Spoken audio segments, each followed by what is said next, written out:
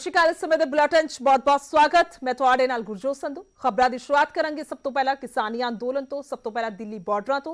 चरूनी दा बयान सामने आया। चरूनी दी सरकार नूं सिद्धी धमकी सामने आई है। जे सड़कां खाली कराउण दी कोशिश हुई तां पीएम दे घर दे अगे दिवाली मनावांगे। चरूनी कहंदे होए चेतावनी दिंदे होए नजर आए ने।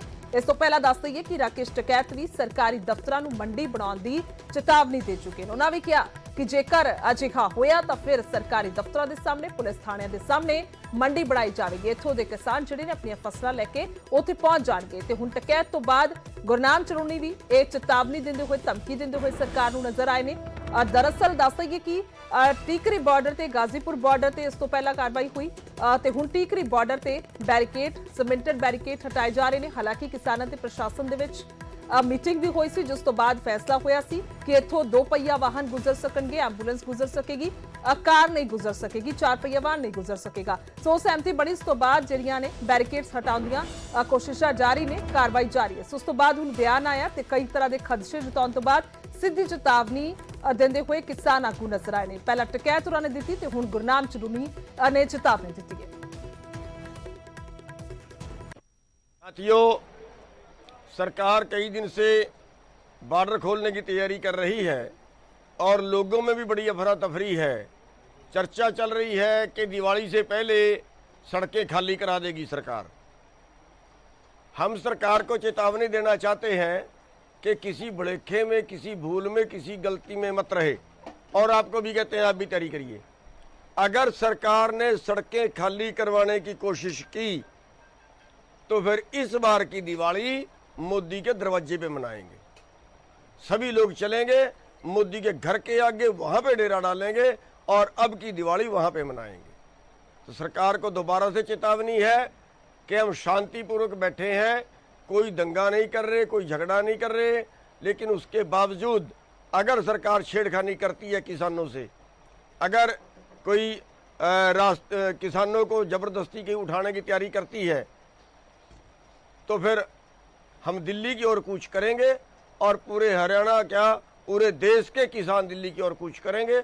और उसके लिए सभी भाइयों से अनुरोध है कि पूरा ध्यान रखें, अपने सारे भाइयों को चौकस रहें। कभी भी आपको मैसेज आ सकता है कि रात को मैसेज आए तो रात को ही दिल्ली की तरफ चल पड़ना।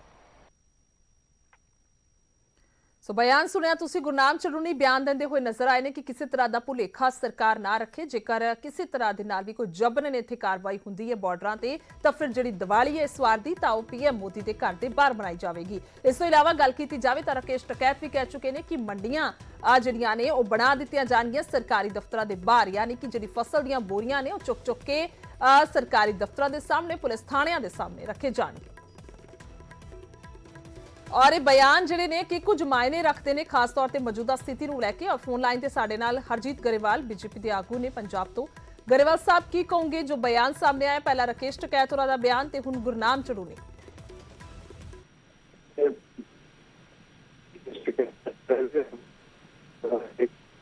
आवाज आ पा रही है गरेवाल साहब तुहाडी? जी जी समस्या आ रही है थोड़े ना संपर्क। ठीक है, दोबारा कोशिश कर दें गरेवाल साहब। और खास तौर पर जेकर गल की जाए तो लगातार 10 महीने हो चुके हैं, 10 महीने तो ज्यादा का समा हो चुका है किसानों को बॉर्डर से बैठे हुए। और लगातार उतों बैठ के उन्होंने वालों वक्-वक् कॉल्स भी दित्तियां जांदियां ने, पर हुण इह कार्रवाई। सो इस तो पहला गल की जाए तो राकेश टकैत ने भी सरकार को चेतावनी दी है, जे किसानों को हटाने की कोशिश की गई तो सरकारी दफ्तरां ते थाणियां नूं मंडी बना देंगे। सुन लेने। साथियों, सरकार कई दिन से बॉर्डर खोलने की तैयारी कर रही है और लोगों में भी बड़ी अफरा तफरी है। चर्चा चल रही है कि दिवाली से पहले सड़कें खाली करा देगी सरकार। हम सरकार को चेतावनी देना चाहते हैं कि किसी भुलेखे में, किसी भूल में, किसी गलती में मत रहे। और आपको भी कहते हैं, आप भी तैयारी करिए।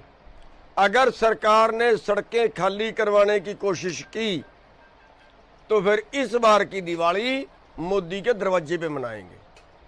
सभी लोग चलेंगे मोदी के घर के आगे, वहां पे डेरा डालेंगे और अब की दिवाली वहां पे मनाएंगे। तो सरकार को दोबारा से चेतावनी है कि हम शांतिपूर्वक बैठे हैं, कोई दंगा नहीं कर रहे, कोई झगड़ा नहीं कर रहे। है कि यहाँ प्रशासन का ये पता चल रहा है कि छेड़खानी कर रहा है। यहाँ पे जो टेंट लग रहे हैं उनको जेसीबी जाकर उखाड़ने की कोशिश कर रहा है। भाई वो यहाँ पे उखाड़ेगा तो गांव वाले अपना मंडी में तो धान और वो फसल बिखरी रही, अपना थानों में डीएम के वहां पे लगाओगे टेंट, अपना वहां पे लगा लेंगे।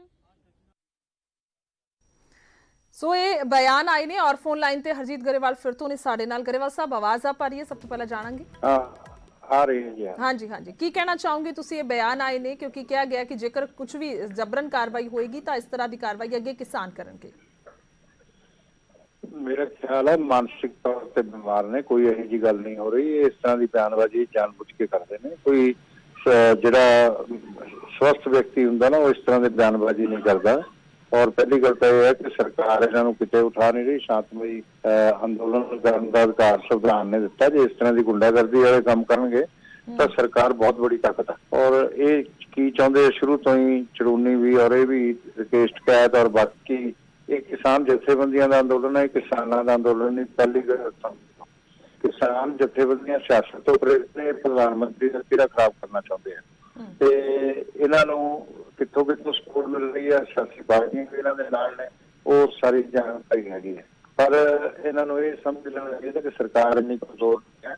ये चाहते हैं कि किसान पहले किसान बैठे जैनुअन किसान ने, ये जो किसान जथेबंदियां के आगू ने ये और इन्हों पहली गल तो यह है कि कोई कुछ नहीं कह रहा है, जानबूझ के बयानबाजी कर रहे हैं ना। इन्हों कोई सवाल है ना गरेवाल साहब कि एक खदशे क्यों ने दिलों ਦੇ ਵਿੱਚ क्यों लग रहा है कि ਉੱਥੋਂ ਜਬਰਨ ਕਾਰਵਾਈ ਹੋ ਸਕਦੀ? ਕਿਉਂਕਿ ਕਹਿ ਰਹੇ ਨੇ ਕਿ ਸਾਨੂੰ ਜਾਣਕਾਰੀ ਮਿਲ ਰਹੀ ਹੈ ਕਿ ਦੀਵਾਲੀ ਤੋਂ ਪਹਿਲਾਂ ਇੱਥੋਂ ਚੁੱਕਣ ਦੀ ਗੱਲ ਹੋ ਰਹੀ ਹੈ, ਅੰਦੋਲਨ ਨੂੰ ਇੱਥੋਂ ਉਠਵਾਉਣ ਦੀ ਗੱਲ ਹੋ ਰਹੀ ਹੈ। ਸੋ ਉਸ ਤੋਂ ਬਾਅਦ ਸਵਾਲ ਹੁਣ ਇਹ ਬਣਦਾ ਕਿ ਇਸ ਨੂੰ ਅਸੀਂ ਧਮਕੀ ਦੇ ਤੌਰ ਤੇ ਵੇਖ ਸਕਦੇ ਹਾਂ, ਚੇਤਾਵਨੀ ਦੇ ਤੌਰ ਤੇ ਵੇਖ ਸਕਦੇ ਹਾਂ।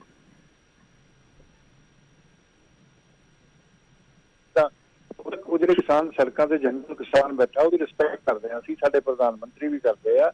ਔਰ ਇਹ ਸਮਝਦੇ ਆ ਕਿ ਕੋਈ ਸਰਕਾਰ 'ਚ ਕੋਈ ਕਮਜ਼ੋਰੀ ਹੈ, ਐਸੀ ਕੋਈ ਗੱਲ ਨਹੀਂ ਹੈ। ਔਰ ਨਾ ਹੀ ਇਦਾਂ ਦੀ ਕੋਈ ਗੱਲ ਆ, ਨਾ ਉਹਨਾਂ ਨੂੰ ਕੋਈ ਹਟਾ ਰਿਹਾ, ਜਾਣਬੁੱਝ ਕੇ ਬਿਆਨਬਾਜ਼ੀ ਕਰ ਰਹੇ ਆ। ਔਰ ਇਹਨਾਂ ਨੇ ਆਪਣੇ ਜਿੱਥੋਂ ਇਹਨਾਂ ਨੂੰ ਪੈਸੇ ਆਉਂਦੇ ਆ ਉਹ ਹੋਰ ਉਹਦੇ 'ਚ ਇਜ਼ਾਫਾ ਹੋ ਜਾਏ ਚਾਹੁੰਦੇ ਆ।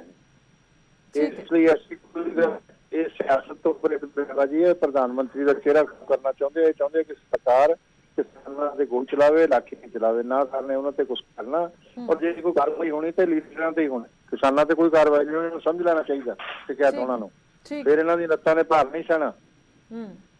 ठीक है गरेवाल साहब, शुक्रिया जुड़न के लिए, धन्यवाद है बहुत बहुत। और बीजेपी की गल की जाए तो उन्होंने कहना है कि ये साफ तौर पर आप मुहारे बनाया हुआ ख्याल है, अजिहा कुछ नहीं है कि सरकार इत्थों चुक रही है। और यह भी कहा गया कि मानसिक तौर पर बीमारी है, मानसिक तौर पर बीमार के कारण ही ये बयान दे रहे हैं। अगे वधदे हां ते गल करांगे सुनील जाखड़ दी, जिन्हां दा अपनी ही सरकार ते वड्डा हमला सामने आया। इंदिरा गांधी नूं बरसी दे मौके याद ना करन ते उन्हां ने तंज कसिया कि पंजाब दे विच अजे भी कांग्रेसी सरकार नहीं। ये जाखड़ दे वल्लों सवाल किया गया। जाखड़ ने पिछले साल कैप्टन दे वल्लों जारी इश्तिहार शेयर किया और चन्नी सरकार दे वल्लों कोई विज्ञापन ना देण ते तंज भी कसिया।